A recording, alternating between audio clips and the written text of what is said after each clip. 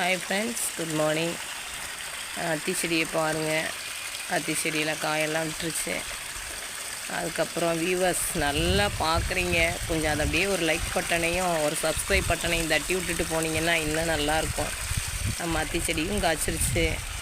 Garden கொஞ்சம் தண்ணி விட்டுட்டே இருந்தாலும் சோர்வாக தான் இருக்குது. அது எந்த அளவுக்கு முன்னேற்றி கொண்டுட்டு வரணும்னு எனக்கு சரியான டிப்ஸ் கிடைக்கல. இந்த கார்டன் வேலையெல்லாம் நம்ம எவ்வளோ தான் செஞ்சாலும் அதில் இன்னும் பழகிக்கிறக்கூடிய விஷயங்கள், தெரிஞ்சிக்கிற விஷயங்கள் நிறைய இருக்குது. நான் சும்மா தண்ணி மட்டும் விடுவேன், அவ்வளோதான். அதை கிளறி இதெல்லாம் பண்ணுறதில்ல, உரம் போடுவேன்.